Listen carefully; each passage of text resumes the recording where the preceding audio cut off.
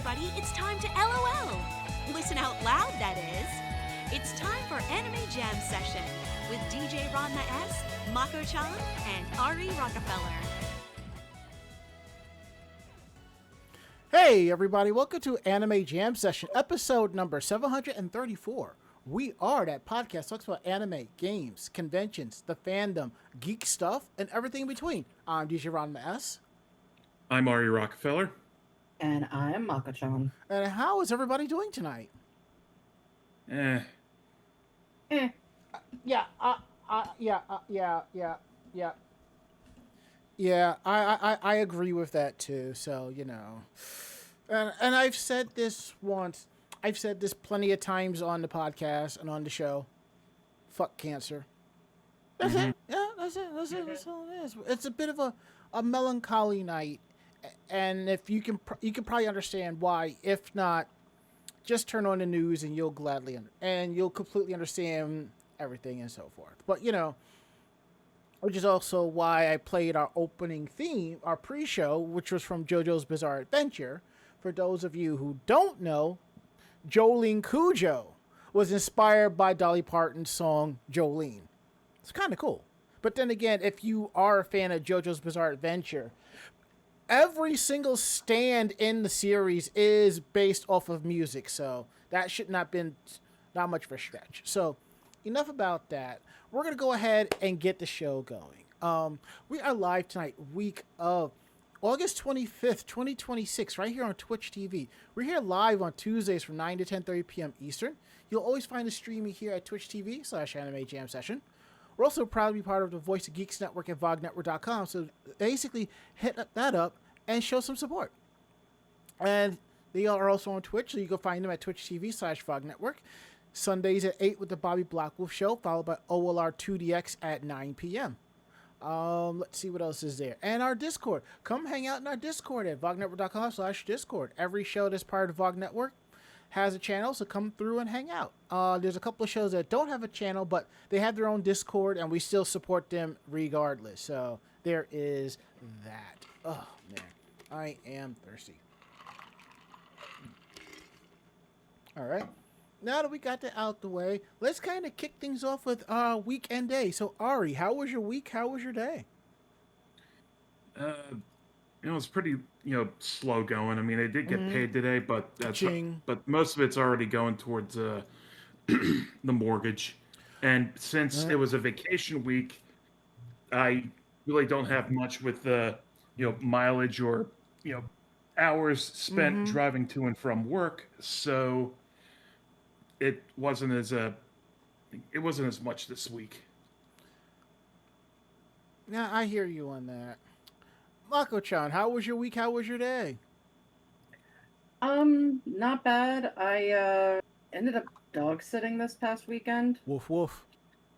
Yeah. It's just, I love this dog, I really do, but I am just so not into having to take care of a dog. They a little too much for you?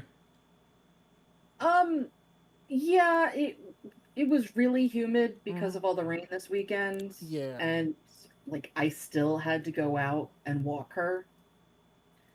And she's not one of those dogs that you can just take out into the yard and have her go to the bathroom. You have to walk her. So, yeah, I was out sweating my ass off just so that she could walk enough to poop. It was not a happy time.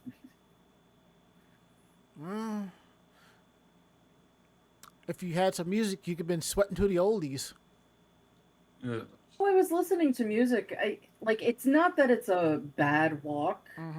The walk itself isn't bad. It was just the humidity was horrible. At one point, it was something like 67 or 68 degrees, but humidity was at 95%. I mean, to be honest, it's not often I feel the humidity for me. It's more of the heat because I don't go outside a lot because I mostly work indoors. while you were out walking the dog Saturday, I went to the laundromat. I just felt how hot it was. And here's the thing. My bathroom, the window is up against another. When you open up, you see another house. And there is like that wind current. And that kind of messes with my head, thinking, oh, depending on how that wind comes through, the breeze comes through, that's how the weather is going to be. But then since it's the weekend, I wear shorts and a t-shirt anyway, so it's like either or. So.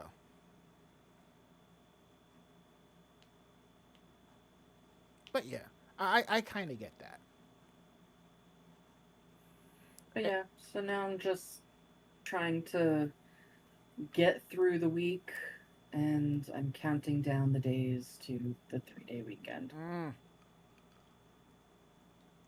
Wait, what 3-day weekend? Labor Day? Oh, you mean next weekend? Yeah. Oh, okay. I was getting ready to say, because I was planning my trip, and I'm just like, wait, is it Labor Day this weekend? And I had to go on Google to find out, no, Labor Day is the 7th. I was like, okay. Yeah, it's usually around the 1st, so having it be the 7th is like completely throwing me off. But yeah, so it's not this weekend, it's next weekend. Yeah. Yeah, the first Monday in September, which sucks when it's when the first is on a Tuesday. True. And by the way, Mako-chan, is that spices I see on your desk? No, it's tea. But these are the 2 teas that I was unable to, or I should say 1 tea I was unable to show the last time I showed off my supernatural teas. And then the latest one that I got, as I said, this is a monthly subscription kind of thing. So, yeah, so Mystery Spot is the one that they had to replace. It's the one from April 1st, which ended up just being a huge joke, which is hilarious because that's just how Mystery Spot is. And then the one based on The French Mistake, which is just basically a whole bunch of crap put together. But I love that they're making these teas. These are actually 2 teas based on my 2 of my favorite episodes from the entire series, just for how cracked out they are. So it works. Are you sure the one on the right isn't a Mel Gibson reference? No, they're both supernatural references. Whether that references something else, that could very well be. Throw out your hands, stick out your tush, hands on your hips, give them a push. Don't be surprised you're doing the French mistake. Voila! Wait, Ari. Did you say Mel Gibson or Mel Brooks?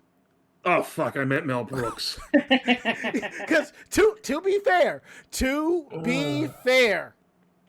when I saw French Mistake, I was also thinking Mel Brooks. Yeah. Well, it is kind of like French Mistake is one of the episodes that is meta. It completely makes fun of itself. The boys end up from their world, end up in technically what is, I guess, supposed to be our world, with them as, coming to find out that they're actually actors. So it's the 2 brothers coming into our world and finding out that one of them is an ex-soap opera actor and the other one is married to his, love interest actress that happened to be a bad character in the series itself. But it makes fun of the series. It makes fun of all of the actors and the characters. The episode actually partially, like the plot part of it, ends with the creator of the series, Eric Kripke, getting shot and killed. So it's just like when I start showing Supernatural to people, I don't start them at episode 1. I start them with The French Mistake. Lord. So they see just how cracked out the series eventually becomes. Because if you're not into the whole ghost story, ghost of the week kind of thing, the first season can be very monotonous. So I like to show off certain episodes. Mystery Spot is another one because basically it's Groundhog Day, Hmm. and the character of Dean gets killed, and Sam wakes up every day for something like I think 3.5 months trying to save his brother from being killed, and he's killed in the most ridiculous ways. He eats a bad taco and dies from a bad taco in one of the resets. He gets smashed by a falling piano in one of the resets. So these are two episodes that are they're cracked out. They're freaking hilarious.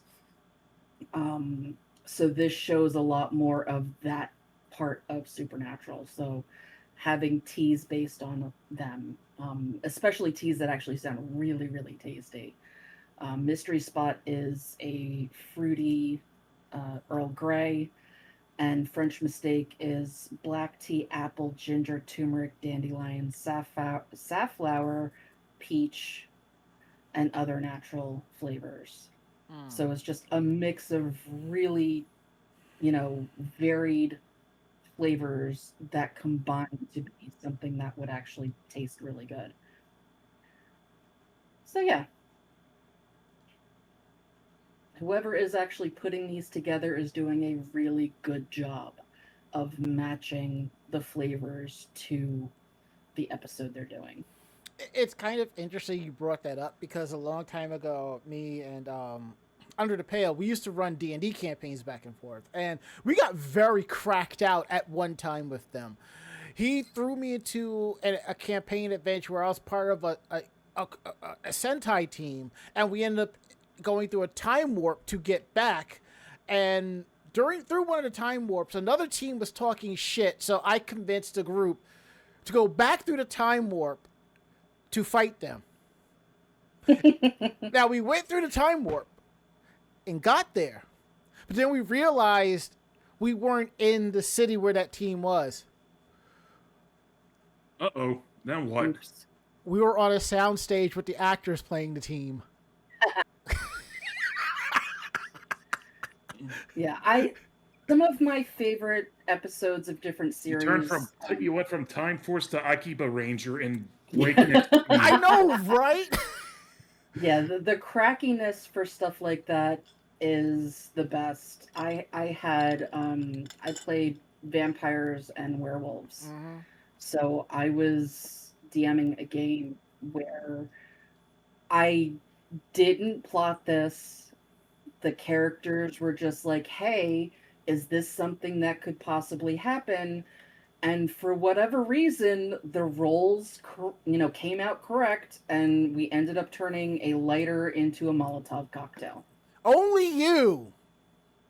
Only you. That is how the rolls went. I had a character who happened to have a lighter in his pocket, and he was able to basically make a Molotov cocktail out of it and throw it at zombies. I may be out of spell slots, but I'm not out of options. Right. It worked. It all depends on how the rolls go, and it just happened to be a very good combination of rolls. You roll a 1, it catches fire in your hand, and you hear the Danford and Toasty sound like. Christ. Oh, man. Sometimes the DM isn't a dick, but he likes to fuck with you, you know? I mean, granted, there are parts of that game that I was so freaking frustrated because I was trying to, basically it was a murder mystery, and they had to go through and figure out who was trying to kill the vampire lord of that city. Mm-hmm. And I was throwing stuff out at them. They like this was one of the first campaigns, so like they weren't doing the checks that they really needed to do to really see and explore things correctly. So when I finally got them to that point, it got to a point that every game after that, they would ask about certain things. Like I had one where the outlet was scratched to show that somebody had opened it up and hidden something back there. But it took me to finally pull that out of them. And for the rest of the game, didn't matter where they were, whether it was a restaurant or anything like that. He had to go and look and see if the plugs are scratched. No, it was no. But yeah, I still get cracked out stuff from the game anyway. Oh, goddamn. All right, so yes, I've been seeing a lot of like the tributes to Dolly Parton on socials, and it's really touching and moving stuff. Somebody shared one that said, "A reminder to live like Dolly Parton, be kind to people, and showcase your large breasts." Okay, I like that. I'm going to have to pay that one forward. Christ on a stick. Anyway, all right. So my weekend day has been pretty good. I can't complain too much, but besides doing laundry, you know, I can't think of anything else really that I've been up to. But I know we have the rule about we don't discuss work on the show unless you can make it as generic as possible, that it doesn't really trace back to you. And I've been pretty well with that. So let me tell you a story. This happened today. So I'm walking out of the lab where I work towards the bathroom, or I was getting coffee or something, I don't remember. And I see one of my coworkers, the one that I'm not too fond of, with a hand truck in a box going into the intern office. I'm thinking my manager wants him to collect all the docs and give them back to procurement to put them away. That's what I was thinking. I think like an hour or so later, I am going to lunch and I see him assembling his scooter, his electric scooter. I don't think twice about it, and I'm just having a conversation with him about his phone. Now, for those of you who don't know or don't understand, when you work in an office, you tend to have your Amazon packages shipped to you, and most of the time, it's not that big of a deal. That's the way I clocked this up as. I didn't think twice about that per se until I get a text message from my boss. And she says, please tell me that he is not setting up the machine inside the lab, which is the intern office. Maybe because I'm being petty, I'm being snarky, or, you know, malicious compliancy or something like that. Maybe it's all of the above.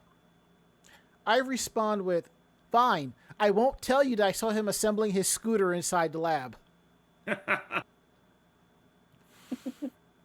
I find out later that day, you know, we're talking about it. Because I saw the box going out to garbage. I took a picture of the box and sent it. And she had mentioned to me, yeah, I saw the box too. She saw him with the box earlier that morning. And she had asked him what's up with the box. Now, I'm all about making jokes. But there are some things I won't say because it's not funny. It's disrespectful, kind of rude, and so forth.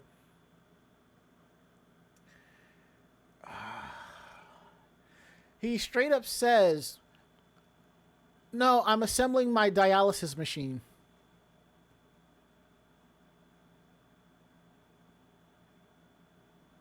Ari, the expression on your face now is the same expression I had when she told me this. He's not really a diabetic and he's not on dialysis. Correct. Because if it was, this turns into the whole thing about getting HR and medical and this and that. And I was like, no, it was his scooter. And that was a problem. Now, there's always going to be that one person that's going to ruin it for everybody else. Most of us here have had packages delivered to their job for various reasons. And whatever those reasons are, to me, is completely understandable. But if there is something like a giant scooter that you have delivered to your job and you have to assemble it, I would think to talk to my boss and let her know that I'm ordering something like this, and then when I get off of work, I will assemble it then. Because as some of you may know, when you're in IT, there will be bouts of downtime. You're supposed to use that downtime wisely. Some of us watch e-learnings. Some of us study IT books. Some of us go through IT forums. Some of us hang out on social media. But to go off and assemble something and it's not even your lunch break. See where I'm going? Mm-hmm. So that's just another another foot in the grave. So we'll see how this goes. I do know this much. My new anti-noise canceling headphones are great. It sucks I still hear him clanking his mouse, but it's not so bad. So there is that. Clanking? Is it like that heavy or something? No. He legitimately lifts it up and just like as he's moving it around the desk, he's just like hitting it, like clanging it, like move, clang, clang, Ugh. Like picture yourself moving your mouse around, but you're lifting your hand up with the mouse off the desk as you're moving it and you're putting it back down like that. Yeah, but the freaking pointer wouldn't go where you want it to. And that's why he does it multiple times. Ugh. Yeah, I know. I know. But anyways, enough about that. We're going to get into some housekeeping news here. Okay, let's move this along. Perfect. Want to let you know that episodes of Anime Jam Session video format is available on our YouTube page. I may be adding them to Spotify real soon. We're going to see how that works, see how that goes. But, we'll figure it out one way or another. But for now, YouTube. Episodes are available Thursdays at 12 p.m., so definitely check it out. YouTube.com/Anime Jam Session. Click on playlists, and you'll see podcasts, and all the episodes are there. So check them out, like and support, and share. Let's see. For conventions, our next convention, probably mine will be DerpyCon, Halloween weekend. I have not fully decided I'm going to go or not. It all depends on if if I do this panel. We'll see how that goes. So, there is that.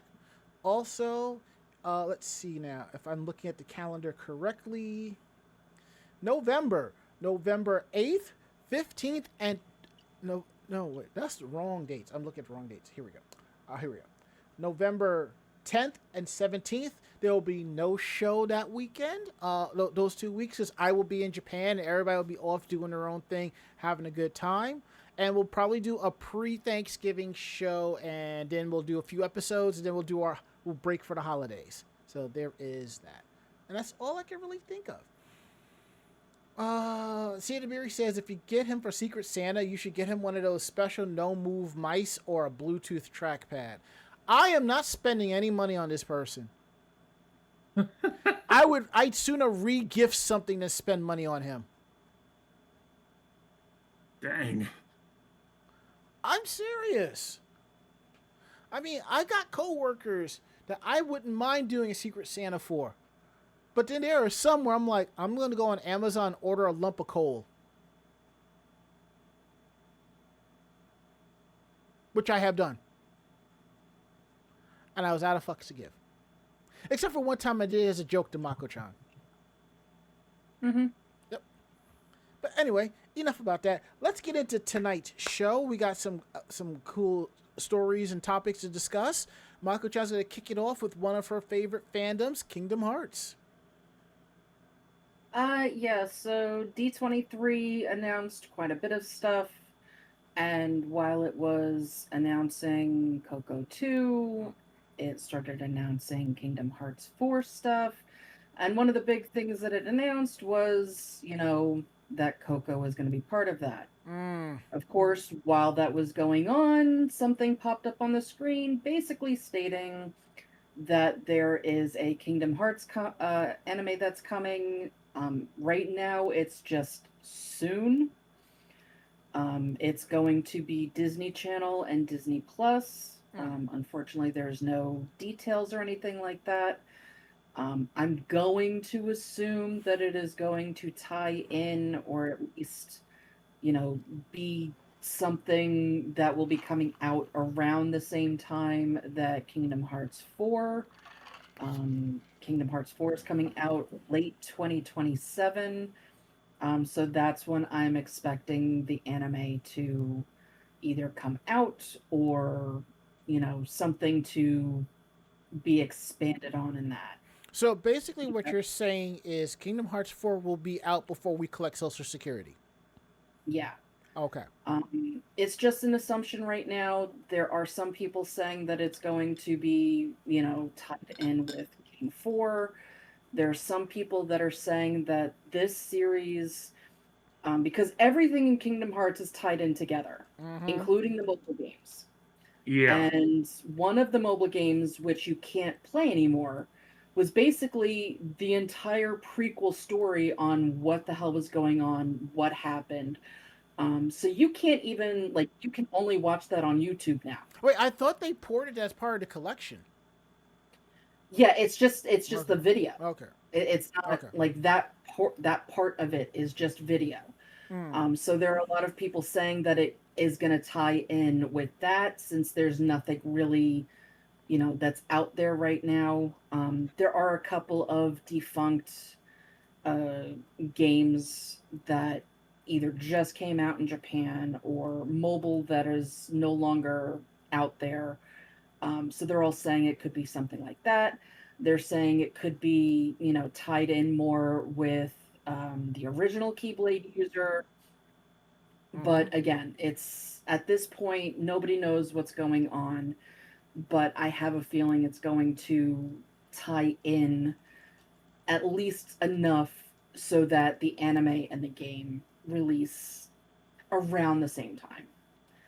Whether or not they are, based off of one another or something like that. But I think they're going to, at least time-wise for release, are going to be around the same time.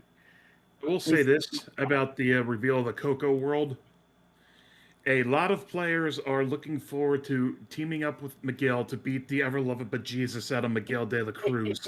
So I've heard. Yeah, that is definitely one of those things that I would enjoy doing myself. If there's one thing that I really, really wish I could have done while watching Coco, it's beating the crap out of him.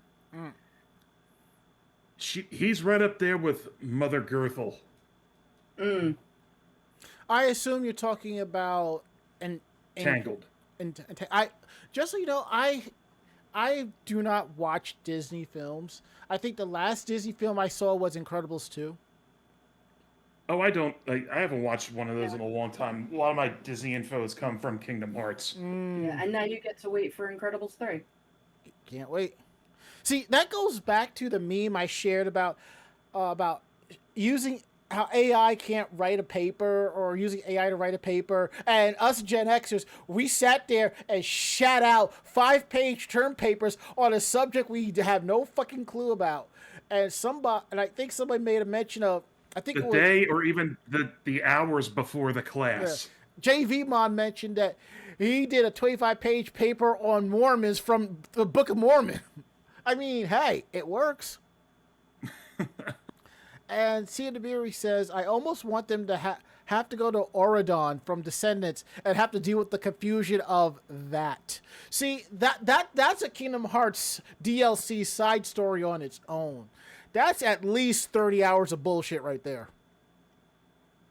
And I'm being generous. That I don't think they would do, just because they've already got so much of the original stories in there. I don't think they would go to anything having to do with the Descendants, just because everything is so twisted in that. Look, if they do that and they have Descendants, they have to do it like Saved by the Bell, and Sora has to come in. How do you do, fellow Descendants?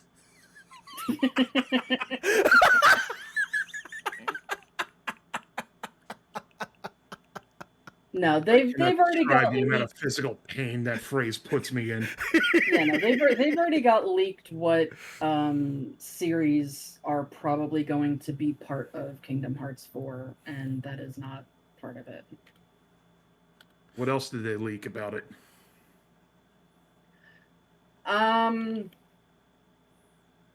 Obviously, there is going to be more Hercules. Hercules! Yeah. Let me see if I can find it. It wasn't like obvious. Like, there's a lot of stuff that they've already done, but this one they're saying that you could end up in I think Moana, Zootopia, The Incredibles, Star Wars this time. Oh, God. Wall-E. And then some of the ones that he's already done, like Hercules and like they're the Square Enix worlds where those characters are based out of, like Bastion Hollow and things. I think so far the Beast or Belle has been in the previous 3, so there's a good chance that Beauty and the Beast will be recognized at some point. But yeah, with as popular as some of them are, I would not be surprised if like Lilo and Stitch end up in there. Just given the worlds that have already been used and their popularities. And Cia DeBerry says, see Chrono Trigger in there, damn it. Well, if we get Chrono Trigger, I want Dragon Quest as well. Which reminds me, I need to pick up The Adventures of Elliot. I need to pick that up. But I will wait till that game drops to about $30 or $40 before I pull the trigger. Because you can't see on camera, I have a top shelf full of Xbox and PlayStation 4 and 5 games that are still sealed. You might be able to see some of them. And the reason why they're sealed because I got good deals on them. Just saying. But, Cia DeBerry says, I would love a whole Disney Channel Kingdom Hearts spinoff. Oh my God. That's a TV series on its own. Kim Possible. There is so much out that is crossed over with Kingdom Hearts at this point. You have no idea. The storyline of Kingdom Hearts is so convoluted. Wait, stop. Kingdom Hearts has a storyline. It does. Oh my God. The extensiveness of the Kingdom Hearts storyline, like there is no game that is not part of the plot. Look, which is why the mobile games no longer being able to be played is such a harsh thing, because there is so much plot point within those games. You, like, as I said, when I was going through trying to, play everything and figure out, there are so many there's so many things that you have to watch before you can even start playing Kingdom Hearts 1. I mean, to be fair, Kingdom Hearts is probably the Kingdom Hearts is the only game. Wait. Kingdom Hearts is the only game I know where you need to watch a 90-minute full-featured theatrical release film first before you play the damn game. You cannot go between Kingdom Hearts 2 and Kingdom Hearts 3 and understand what the hell happened. You can't. If you start Kingdom Hearts 3 right after you start Kingdom Hearts 2, you will be so fucking confused. Because there are like 3 games in between them that you have to play, or you will not understand what is going on in Kingdom Hearts 3 and why everything is the way it is from the very beginning. Look, 2 things. 1, if Kim Possible if they add Kim Possible, they better bring back Will Friedle as Ron Stoppable, and they need to set up some animosity and angst between him and Sora running around as an undercover agent, okay? I want to see that, okay? And number 2, I'm starting to believe that the writers were in the writers' room plotting out Kingdom Hearts. I think half of them were enjoying cannabis, and I think the other half was enjoying mushrooms. No, the whole thing Bullshit. with Kingdom Hearts. No, the whole thing with Kingdom Hearts is somebody at the end of the game went, "That was a good game. We can do a sequel." And somebody said, "Better yet, here, hold my beer." That is exactly what happened. Somebody said, "Let's start working on the sequel," and somebody else went, "Fuck the sequel." And you know what? I really should fire up the Kingdom Hearts collection for PS4, but I'm not going to because number 1, everybody's doing the whole PlayStation boycott this week, and number 2, there are some RPGs on my Xbox I need to get through, and number 3, I'm just gonna wait till they announce the release date for the Kingdom Hearts collection for PS5, and I said it a long time ago they were going to do it, and they are. Oh yeah, they will continue to do little collections like that forever because Kingdom Hearts prints money. It is a really good series.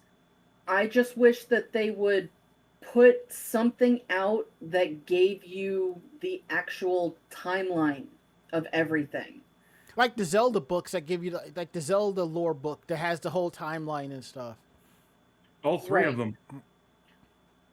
Right, because like there is so much time travel in Kingdom Hearts, not just from, where, what is published when and what's a prequel and not. Part of the legit plot is that Maleficent goes back in time, and that's what fucks everything up. So basically, what we're saying is your mom's fault. Yes. There you go. You heard it here first on Anime Jam Session. Kingdom Hearts is because Mako-chan's mom is a petty bitch.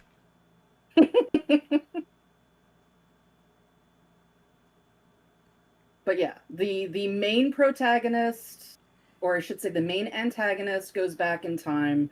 Maleficent finds out that you can go and basically time travel, so she goes back in time. And all of that is what screws up everything. It's time travel. Which, not for nothing, if something was going to screw something up, time travel would be part of it. Time travel always fucks shit up. Yeah. As soon as you start going back in time, you change things, which changes the present for you, because if the thing that changed in the past never led to you having to do the thing you did in the present to go back to the past, that fucks everything up, and you basically have, offshoots of the time. Well, paradoxes, but offshoots of the timeline, which is what is Zelda. In other words, like the Kingdom Hearts doesn't run on multiverse theory. Yeah. Well, it's not really multiverse, it's multi-worlds. You have links in different worlds, and they somehow collide together, and they start doing the dance from Men in Tights. We're Link in tights. Yeah, it's just the fact that, in Zelda, all of the links are the same Link, even though all of the Zeldas aren't the same Zelda. and you've got time travel and offshoots and crap like that, and it's still the same link. Okay, sure. Bonds006 says, "Did I come back to Flashpoint Zelda?" Yes. Yes, you did. Guest starring Roxas from Kingdom Hearts. All right, we got to move on, because if we don't, this will be Kingdom Hearts jam session, okay? And then at the end, you're going to see Mako-chan balancing a keyblade on her nose while throwing cheddar popcorn into her mouth, okay? I don't have cheddar popcorn, but I do have goldfish. Close enough. Well, my Keyblade has a hilt that looks like a feather. I still want to do Mushroom Kingdom Hearts, where the Mario Brothers are running around with Keyblades. And at one time, my friend did. There was like a set of artwork of the Sailor Senshi as Keyblade warriors, and Artemis was like either Goofy or Donald. I'm like, I was down for that. I was down for that. Okay. That would be fun. I know. All right, so we're going to move along into some not so good news. Ari, what's up with the Cool Japan program? So yeah, Cool Japan's mission has been accomplished, but not because of Cool Japan. Back in 2013, the Japanese government's Ministry of Economic Trade and Industry had an idea. What if they created a program to promote the appealing aspects of Japanese culture, including pop culture, to people all around the world? It wasn't going to be stuffy or academic. It was just to make it look cool. And thus was born Cool Japan Fund, a public-private fund with the aim of contributing to sustainable growth of Japan's economy through the expansion of overseas demand and supply of attractive products and services unique to Japanese lifestyle and culture. Entertainment such as anime, manga, pop music, etc. Food, fashion, technology, tourist attractions, With the rapid rise in global enthusiasm for Japanese stuff over the last 15 years, one might expect it to be a huge success, but that's not the case. Instead, in 2025, the fund's deficit grew to a staggering 54 billion yen, which is about $340 million US. Woo! And now they're just shutting it down.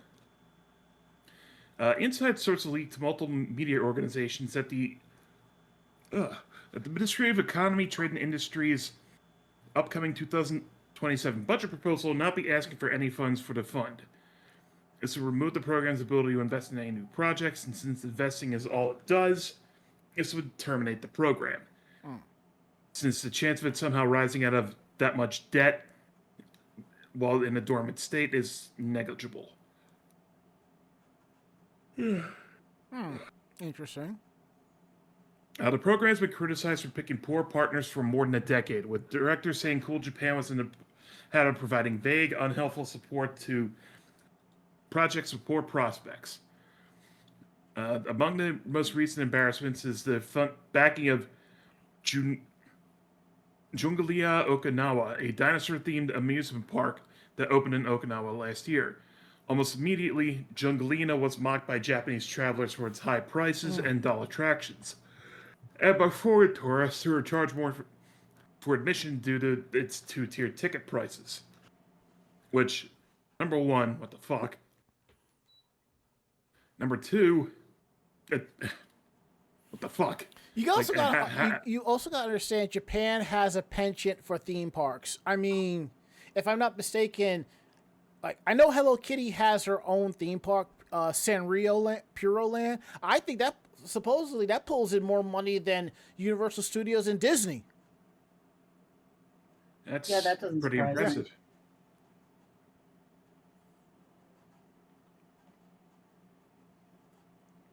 But yeah, I remember watching this when I was, still in the booth, before I went to the office, and like the little TV had like antenna stuff set up, and I just flipped to NHK World, and occasionally there would be. Right back. It was actually pretty interesting to watch a bunch of times. Yeah, from time to time I do watch NHK World on my computer. and sometimes I watch a couple of the videos at work. I really enjoy the Japanese Railway Journal videos. I just wish that they had an app on Xbox where I can just watch the videos and the taped scenes and lives. I would appreciate that, But if I really need to, I can just grab my tablet and just watch it in bed before I go to sleep, Mm-hmm. But enough about that. Let's get into something. I'm gonna have to stop here for tonight because all right, that's fine. I still got to get up at 4:30. Understandable. We'll keep the show going. All right, see you guys next week. All right, take care, dude. Later. Bye.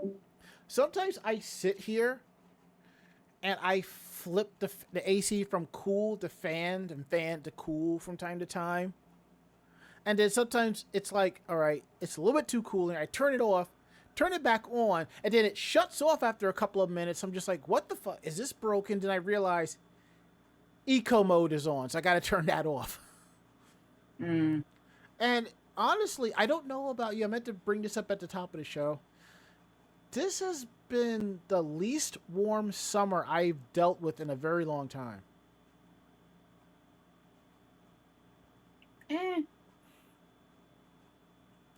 I mean, it did not feel hot like the last couple of years. Just saying.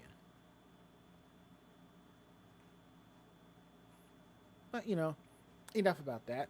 Now we're going to talk about something a little bit dark here. Magical Girl Raising Project. And for those of you who have not watched that, let me say this. If you liked Madoka, you're going to enjoy Magical Girl Raising Project. It's Magical Girls meets Battle Royale. Okay? But it seems that we're getting a new anime called Magical Girl Raising Project Restart. And it's based on the light novel. The series will debut October 5th on TV Tokyo at 2 a.m., which is basically October 6th. And then on the 7th, it'll be available on ATX and BS Fuji. Hiroyuki Hashimoto returns from the original series as the director. Takao Yoshioka is returning to write the script. Character designer for Magical Girl Raising Project SD, Masako Ito, is designing the characters for the new series, which is cool.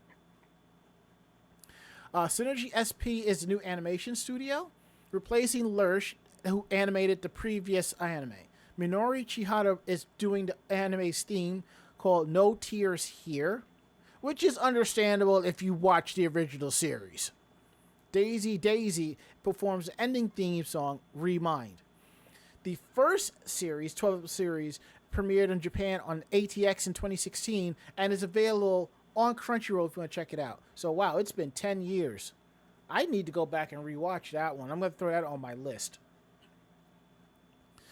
Endo's Maho Shoujo Ikusei Keikaku light novel, which is Magical Girl Raising Project, is a series set in a world where the social game called the Magical Girl Raising Project allows 1 in tens of thousands of people to be a magical girl, where you have extraordinary physical capabilities and looks, along with special powers, and that sets them apart from the rest of the human race. One day, in a district with 16 magical girls, administration announces that they must halve the number of magical girls to solve the problem of magical energy.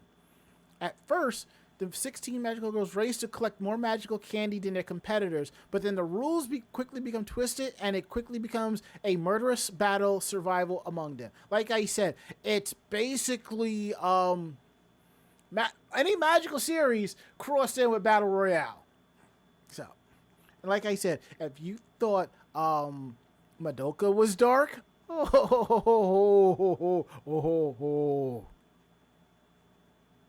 Christ. That's all I gotta say. Anyway, moving right along to our next top story here. Mako, you wanna take this one? Sure. Okay, I'm going to have to pull up the picture for this one. Yeah, I can't say that I am not surprised. This has got to be one of the better collaborations out there. Mm-hmm. But Japanese sexual wellness brand TENGA officially rolled out its partnership with the popular anime franchise of Panty and Stocking with Garterbelt. Mm-hmm. Yeah, so basically there are two products, the original vacuum cup and the Tenga tissue case, Mm-hmm. that are basically out there with the imaging from Panty and Stocking. This is the new series, so it is based off of the new anime art and all of that. It does have all of the characters on there. Um, the cup features visuals from the opening in monochrome with the pink and purple gradient highlights. The tissue case features the key visual for the series um, on a on a case. The cup itself is priced at $14. Tissue case is priced at $35. There's also a bundle set available for $49. And it can all be found on the Tenga website store. Mm-hmm. And my friend RJ, who streams over on Digital Era Entertainment, he bought one at Anime NYC over the weekend. And as you can see, if you're participating with us, here is a picture of him holding up the box of what it is. Yeah, it's... You have to admit that this is a great collaboration with as raunchy as Panty and Stocking is. Mm-hmm. To have them actually team up with Tenga for some product is hilarious and just so appropriate. Have you watched New Panty and Stocking? I have not. Oh, I think I know what we may have to do this weekend. Yeah, I know that you had started watching it while you were over one time. I finished it. Yeah, I don't know that I was awake when you finished it. No, I finished watching it here. Yeah, you started it, or you watched a couple of episodes while you were here, though. Oh, did I? Okay. Yeah, because I saw the first 2 or first 3, I think. And really, the only time I watch stuff like that now is when you're here. So. Okay. I will say this: they did get rid of the whole "quote unquote" relations between Garterbelt and Turtle Boy, whatever his name is.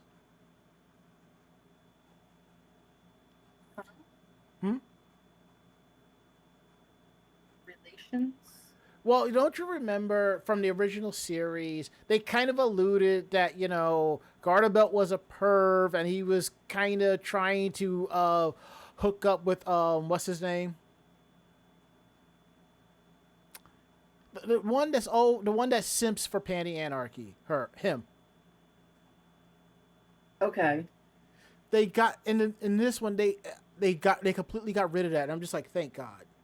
And the funny thing is, I didn't even notice that till somebody else had mentioned it. I was like, oh, yeah. Yeah, Brief. Brief, yeah. I thought his name was Brief, but I'm just like, no, that's Dragon Ball. All right. Now, something for us old schoolers who who enjoy and appreciate. Vampire Hunter D. Yeah, I know that we had previously spoken that Vampire Hunter D was going to be getting a new video release. Mm-hmm. But it was announced during Anime NYC that the 2000 anime film Vampire Hunter D Bloodlust would be getting a North American theatrical release as well as a home release. For now, it's select Japanese language screenings, so it will be Japanese language with English dubs, and then followed by further theatrical plans and home video for 2027. So that is what is going on right now. I know they had also mentioned in there that more of the written series is going to be released because this is a novel series. Um, the novel series is actually really good. I had started collecting it a while back and then had a flood in my basement that damaged a good portion of them. Um, so I lost most of that collection and have to start recollecting them. But the series itself is actually pretty good. So I wish they would do more animated versions of the various books. I think right now there's something like 20 something books for Vampire Hunter Day. Wow. Now, are we talking manga or novels? Novels. Ah, damn.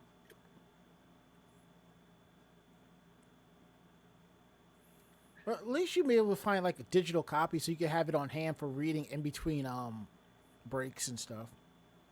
Yeah, let's see. So the novel series started in 83 with the first one. Let's see, 1, 2, 3, 4, 5, 6, 7, 8, 9, 10, 11, 12, 13, 14, 15, 16, 17, 18, 19, 20, 21, 22, 23, 24, 25, 26, 27, 28, 29, 30. I'm already over 30.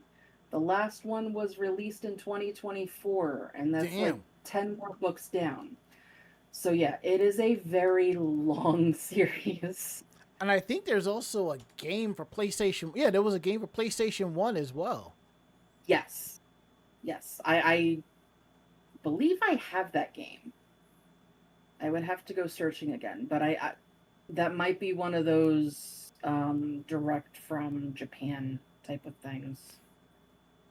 Mm-hmm. But yeah, this is a very, very popular series. Obviously, not everything made it to the States. I know that the last time I had been collecting, I think they were almost up to date with the novels being released here. So I would not be surprised if at this point more novels have been released. But yeah, they're really good, and the art for the novel covers is amazing. It's all done by Amino, so obviously it's gorgeous art. I will say this. Yeah. I'm glad that you have it, because if you went looking for it, the price would give you a stroke. What? Amazon, someone is selling it for $500. Oh yeah, no, I don't think I have a legit copy of it. But on eBay, it's going anywhere from like $25 to like $250, and it's either the American or Japanese version. Yeah.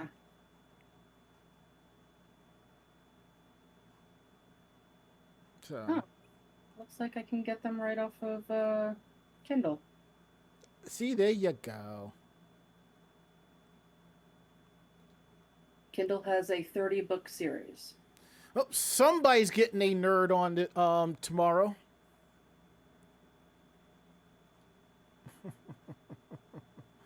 All right. So we're going to get into our last story of the night before we get into Meanwhile in Japan. Yeah, we're talking about Manga Mirai. Their service is shutting down, but they're giving you an option. So basically what's happening is on December 15th, they're shutting down. And what's going to happen is they post the information on their website. They'll tell you how you can transfer your stuff to NTT's Manga Plaza service, but you need to do this by September 30th. They also say that depending on what the titles you transfer, if Manga Plaza does not have it, you may be eligible for a refund, which is great. Back in March of 2025, I think we talked about this when this first happened. Media Do, NTT Docomo, Akatsuki Group, and My Anime List released they joined forces to release this service. So I guess it wasn't doing as well in comparison to, I think, Crunchyroll's manga service, which they're shutting down and so forth. And what was cool was you could purchase the one volume of the manga or by chapter, and you can just drop it into a reader app on your mobile device, which is cool. The service was aimed to provide a platform where anime and manga fans can explore manga-inspired anime series and discover new stories with the service's original manga and English editions of previously untranslated titles. And I think that's a good thing. NTT Docomo was the service provider for Manga Mirai, with My Anime List supporting the service's marketing effort. The system was also integrated into the My Anime List website. Akatsuki Group was handling the system development, the maintenance, operations, and marketing. MediaDo collaborated with the publishers and translations to acquire new series for the platform. MediaDo acquired My Anime List in 2019, but announced in 2025 that it sold all its shares to Tokyo-based Web3 and AI company Gaudi. Odd, but okay. Stranger things have happened. So I am just happy that, it's not often that a company is like, hey, we're going down. Here's this site. As long as they have the license, they will accept your stuff over here. And if not, hey, it's our fault. We'll try and get you at least a little bit of money back. Yeah, they're not following. Not a lot of companies are going to do that. Yeah, I mean, they're not really following the end user license agreement that says basically you own nothing and will like it, which has been the thing for like the last 10 years. Because digital stuff that you buy, you don't own it. You just own a license to play it or watch it or whatever, and then they can pull it at any given time, unless you do the bulk of your stuff on PC. Because where there's a will, there's a way. Yeah, I absolutely hate that. Like Rock Band does that. See, but in a way, you can buy all of that music, and if they lose the licensing for that music, they pull that song from your library. But in a way, I understand why Rock Band why they have to do that. That I get, because of how that licensing is. That I understand, and I get that. Is it fair? No. Do I understand it? Yes. Oh, yeah, but my thing, but now, I've paid money for that shit. Yeah, but I should at least be able to keep an offline copy of it. Yeah, I agree. I can still play it, even though I'm agree. not getting points on it. I agree, but the thing is, if let's say you were able to keep an offline copy, that means you could not play these tracks online with other friends. That's the downside. And they're like, well, let's just cover our bases. That's what it is, you know? Yeah, but I didn't there were so few times that I would play online with people anyway. True. Most of the time I would have people come over to my place and play, or I would just use it for karaoke. Yeah, I remember I those downloaded that music for myself, not to do anything else with. Yeah, and I remember the only times I played Rock Band online was years ago. It was me, Misty, Dark Tetsuya, and I think we had a fourth person. And I think sometimes you jumped in a couple times. I might have. Yes. I remember playing a couple of times with Misty. Yeah, back in the 360 days, you know? Yeah. And Bonzo06 says, the single biggest reason I exited the console community, and it all started with Horse Armor. Yeah. A friend of mine, he basically just sold off his PS5 as to what's based on Sony's shenanigans. You know what? And I get that. And I will say this. If the game I want is multi-platform, I just won't get it for PlayStation 5. Or I probably will. I mean, as long as I can get it physical, that's it. I know one of the things that's been bothering me is that I know Microsoft has this stick up its ass about some games like the Yohane the Parthalian game. I had that for Xbox digital. I bought a physical import copy for PlayStation 5 at Anime NYC like 3 years ago, sitting on my shelf just to say that I have it. And the people from Limited Run Games says it's Microsoft. I'm just like, come on. But is what it is. So now that we got the angst and the emoing and all that chaos out, we're gonna get to the part of the show that y'all really like. Meanwhile, in Japan, Mako-chan, what song do you, what am I saying? Song. What article is up your alley tonight?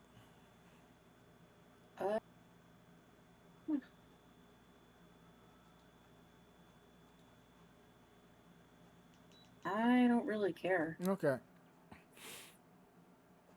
I'm going to take the first one because that does sound like something that's right up my alley. All right, then I'll take the second one. Let me double check. Oh, that's something you would do. And if you're wondering what that is, we're going to get to that in just a bit. But now we're going to talk about a ninja theme park that closed suddenly in Japan. See, this goes back to the whole aspect of how Japan loves its theme parks, okay?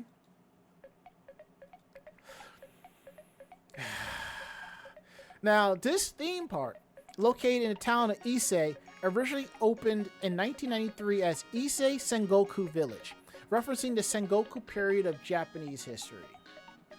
And when dozens of regional samurai clans were vying for control of the country. That's basically the Sengoku period. The facility boasts a recreation of samurai-era fortress and a castle town with activities and martial arts shows for visitors to enjoy.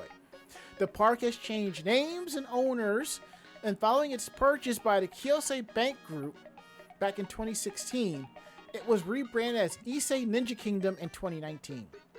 Like all amusement parks, its attendance cratered during COVID, but the theme park managed to weather the storm and avoid bankruptcy. Yay.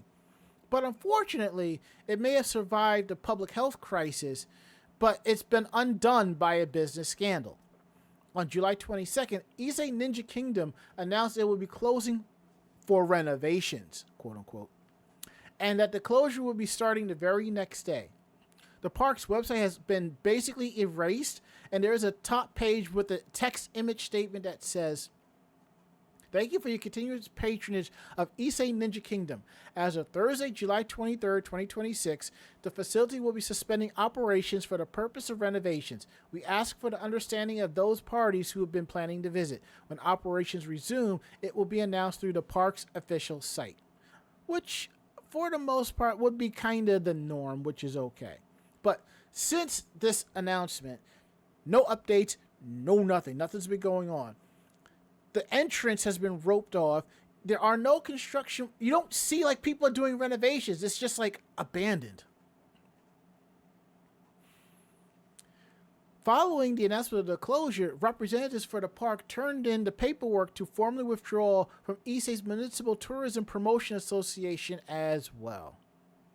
And they also have a YouTube channel, and they put on there that the Ise Ninja Kingdom is going into a cold sleep, and that's it.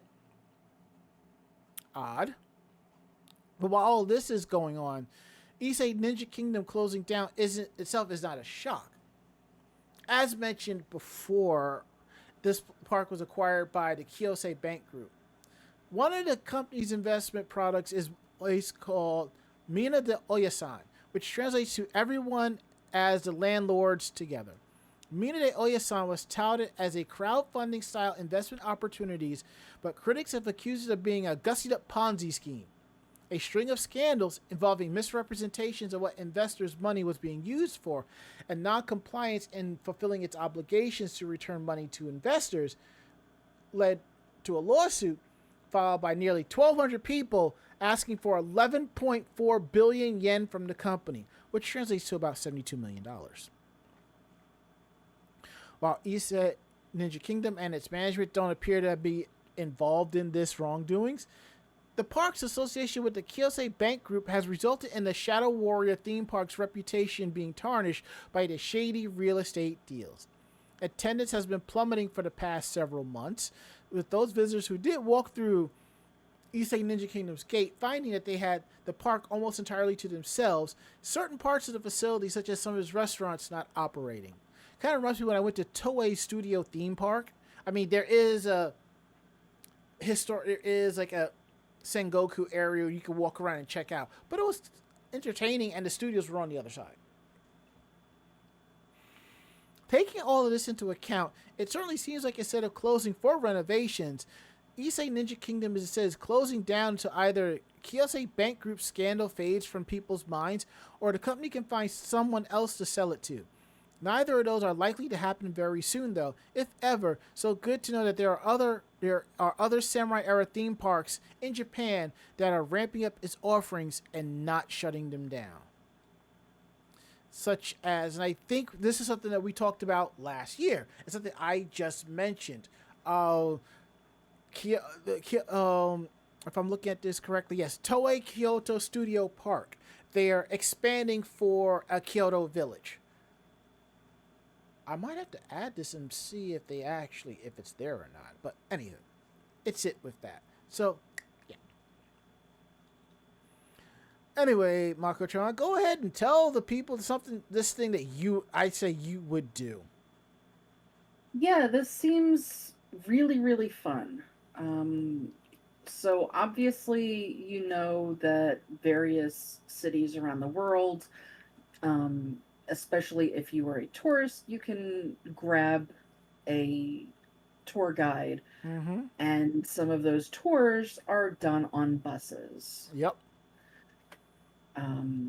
So there is a new tour that is in the works that is going to be a sightseeing bus tour combined with conveyor belt sushi. So their plan for the sushi bus is to put a working sushi conveyor belt on the second floor of an open-top double-decker bus. That would be the first of its kind in the world. This is being developed by Sushi Bus Co. in collaboration with Willer Across, which rents out restaurant buses with onboard kitchens. Ooh. This new service is as impressive as it sounds. Passengers sit on the second floor of an open-top bus while sushi travels around them on a conveyor belt, allowing them to eat as they take in views of Tokyo. The bus will depart from Kajibashi parking lot near Tokyo Station, but unlike a conventional sightseeing tour, it won't be traveling to a specific destination. Instead, it will go on a spin around the city, much like the conveyor belt inside, passing famous sites while passengers enjoy all-you-can-eat sushi on the 70-minute tour. The restaurant bus has a kitchen on the first floor where staff prepare a variety of sushi. An elevator inside the bus transports the finished sushi to the second floor, where a staff member places it onto the conveyor belt running along the passenger seats. The current plan is for the bus to have just 20 seats, so there will only be 20 diners on board. The company says this limited capacity is part of the appeal, and because the bus is so unusual, it's likely to attract plenty of attention as it travels around Tokyo, making Shibuya Scramble Crossing, Ginza, and Kaminariman, and Asakusa some of the likely contenders for sites along the yet-to-be-determined route. The sushi bus concept, which has been in development for roughly 2.5 years, started with an April 2024 illustration of what the bus might look like. The road to making it a reality involved a lot of testing and literal thinking, as the companies involved had to work out a way to install a sushi conveyor belt on a moving vehicle, while also dealing with the kitchen facilities and other requirements involved in operating a restaurant bus. The conveyor belt itself required extensive testing with Kitahon Kako, a major Japanese manufacturer of sushi conveyor systems, to prevent sushi from falling off the belt in the case of sudden braking. Sushi Bus says there are currently only 5 restaurant buses operating in Japan, all owned by Willer Group. One of the 5 has now been renovated to become the Sushi Bus, which is said, again, to be the first of its kind in the world. The new service is currently set to begin with 1 bus in Tokyo, although the company does hope to eventually expand to other major tourist destinations like Osaka and Kyoto. The planned price is 16,000 yen, which is $101 per person. You'll be able to do online reservations with 5 departure times each day at 11, 1, 3, 5, and 7. And the bus is scheduled to begin operating in Tokyo on October 10th. I may or may not have added that to my list because reasons. I figured you might, and I know that that would be something that you both would enjoy. I think it's more her than me because this covers gluten-free, so that would definitely be up her alley. Since she is excited about the fact that she found a steakhouse that caters to her allergies, and I'm like, steak? Yeah, sure. But I may have to. The nice thing about traveling in Japan is even though a lot of their stuff is like panko and things like that would have wheat, a lot of their stuff is also potato starch, which as long as it is, not got wheat flour in there, and it shouldn't if it's true potato starch, would be something that, they would be able to fry with to do coatings and batters and things like that. And a lot of places, as long as you, say, hey, can you switch to that? Some of them are willing to do that. Some. Especially if they know that it's due to an actual allergy. Yeah. But thankfully, we're using Tabelog, and Tabelog is basically an app that tells you about all the restaurants in Japan. Also, I think you can use it outside of Japan too, but it's detailed in like finding out if it's halal, gluten, veg, all of that. So you know if you can eat there or not, It also, so that's kind of cool. So we got that going. All right, so now that we got that out the way, jumped the gun a little bit too far. Come on back. There we go. All right. And I think it's time for us to wrap up the show and get up on out of here. I agree. Yep. So if you like tonight's show, tell a friend. They in turn will tell another friend, and so on and so forth. We're independent bloggers, independent podcasters. So if you like the show, subscribe and show some love our way, and we really appreciate that. If you have any questions about the show, drop us a line at podcast@animejamsession.com. Again, that is podcast@animejamsession.com. We're here to believe you. Please check out our website at animejamsession.com, where you'll find our weekly podcast, convention reports, anime reviews, editorials, cosplay interviews, cosplay tips and tricks, and other cool stuff. And that's animejamsession.com. So if you like the podcast, we ask that you subscribe to it. Our podcast is available anywhere where podcasts are available. And if we're not on a particular site that you use, please drop us a line at podcast@animejamsession.com, and we'll make that happen. Please follow us on our social media pages. It's Anime Jam Session on YouTube, Twitter, Facebook, and Blue Sky.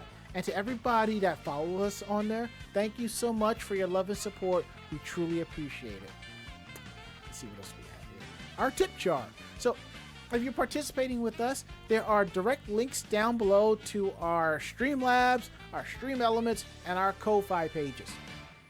You can also cheer us on with bits in the channel, like we saw earlier today. And you can also sub to the channel and give out gift subs. We appreciate all of that, So now we're going to go around the room.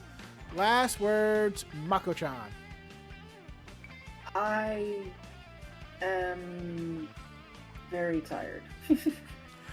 Oh, okay. I was going to say something, but I'm going to save this for later. Friend of the show, Mr. J, shows up. He goes, he's here just in time. CPT remains undefeated. Yes, it does, Mr. J. Okay. That is it. End of list. We'll be back next week with a brand new episode, and hopefully the whole gang will be here, and we hope that you'll be here with us too, talking about what's going on in the anime and the industry and the fandoms and so forth. So that's it. End of list. We're out of here. I'm Ranma. And I'm Mako-chan. Great fight. Great night.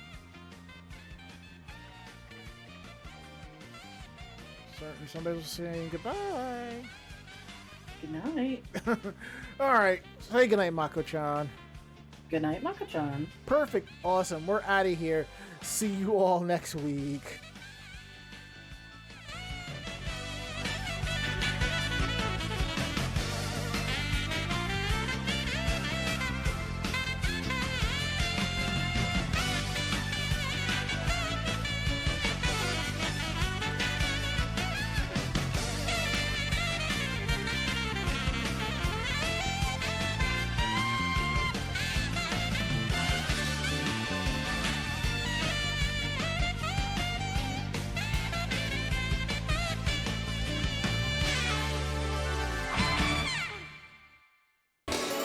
This podcast has been a production of Anime Jam Session and AJS Productions.